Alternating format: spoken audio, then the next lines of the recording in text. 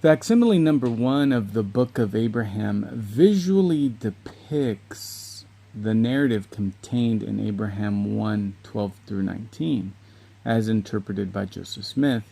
This scene depicts Abraham fastened upon an altar before some idolatrous gods. An idolatrous priest is about to sacrifice Abraham, who is protected by the angel of the Lord. Since the mid-1800s, when Egyptologists first began analyzing the facsimiles of the Book of Abraham, Joseph Smith's interpretation of this scene, sometimes called a lion couch scene, due to the prominent lion couch at the center of the illustrations, has clashed with Egyptological interpretations.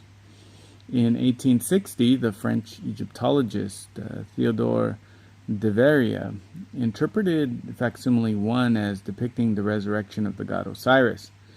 In 1912, Egyptologists interpreted Facsimile 1 as variously the well-known scene of Anubis preparing the body of the dead man, a resurrection scene showing Osiris rising from the dead, an embalmer preparing a body for funeral, the body of the dead lying on a funerary bier, and a dead man lying on a bier and being prepared for mummification.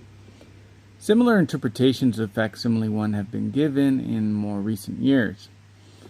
From the weight of the Egyptological authority alone, it may seem absurd to associate Facsimile 1 with sacrifice as Joseph Smith did.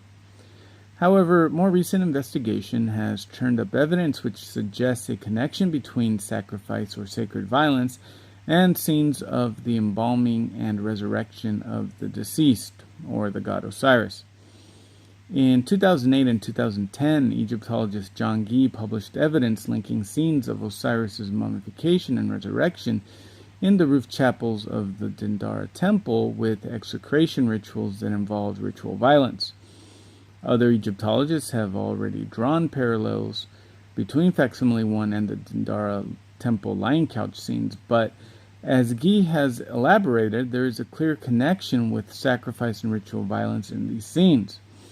In the Dendara text, the word for the lion couch is either homophonous or identical with the word abattoir, slaughterhouse, as well as a term for offerings. This is reinforced in the inscriptions surrounding the lion couch scenes. For example, in the central scene in the innermost eastern chapel, we read, quote, "He will not exist, nor will his name exist, since you will destroy his town, cast down the walls of his house, and everyone who is in it will be set on fire. You will demolish this district.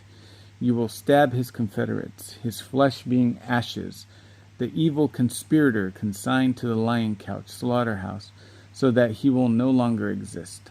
Furthermore, in the same chapel, we have depictions of Anubis and the sons of Horus, presumably the figures under a lion couch in Facsimile 1, holding knives. Anubis is here identified as the one who smites the adversaries with his might, since the knife is in his hand, to expel the one who treads in transgression. "I am the violent one who came forth from God after having cut off the heads of the confederates of him whose name is evil." The human-headed son of Horus is identified above his head as the one who repulses enemies, and who comes tearing out the enemies who butchers the sinners. The baboon-headed son of Horus says, "I have slaughtered those who create injuries in the house of God. In his presence, I take away the breath from his nostrils." The jackal-headed son of Horus says, "I cause the hostile foreigners to retreat." Finally, the falcon-headed god of Horus says, "I have removed rebellion." From this and other evidence collected by Gee, it can be seen that at least some ancient Egyptians associated the lion couch scene with the sacrificial slaughter of enemies. Why might some ancient Egyptians have done so? It may relate to the myth of the resurrection of the god Osiris, which lion couch scenes were meant to depict. In the classic retelling of the myth, Osiris was slain and mutilated by his evil brother Seth. Through the efforts of his sister wife, Isis, the body of Osiris was magically reassembled and resurrected.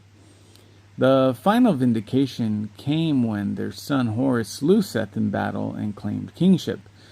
The element in this myth of Osiris slaying Seth and thereby the forces of chaos or disorder, including foreign peoples, rebels, and enemies of Pharaoh, might explain why sacrifice was associated with embalming and mummification in some ancient Egyptian texts. Interestingly, another papyrus from the 1st century BC, not far removed from the time period of the Joseph Smith papyri, quote, comments on the fate suffered in the embalming place during the final stages of mummification by one who was overly concerned with amassing wealth while alive, end of quote. As read in the text, it is the chief of the spirits who is first to punish after the taking of breath. Juniper oil, incense, natron, and salt, searing ingredients, are a remedy for his wounds. A friend who shows no mercy attacks his flesh. He is unable to say desist before the punishment of the aggressor. Commenting on this passage, Mark Smith observes that in this text, the embalming table, the lion couch, is also a judge's tribunal, and the chief embalmer, Anubis, doubles as the judge who executes sentence. For the wicked man, mummification, the very process which is supposed to restore life and grant immortality, becomes a form of torture from which no escape is possible. Indeed, that Anubis had a role as judge of the dead, besides merely being an embalmer, has been previously acknowledged by Egyptologists. One task Anubis fulfilled with this role was as a guard or protector who administered horrible punishments to the enemies of Osiris.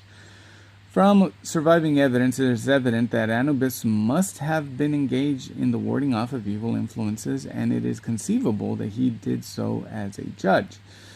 One Egyptian text even identifies Anubis as a butcher slaying the enemies of Osiris, while another states that such butchers are in fact a company of magistrates.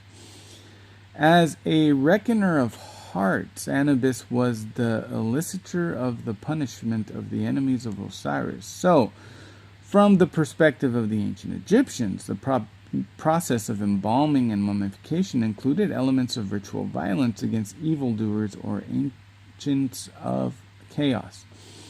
The punishment of enemies by a judge is simply a part of the protective ritual enacted in connection with the embalmment of the deceased. It is thus reasonable to insist, as Guy does, that excluding a sacrificial dimension to lion couch scenes is an un-Egyptian, even if we cannot come up with one definitive reading of Facsimile 1 at this time.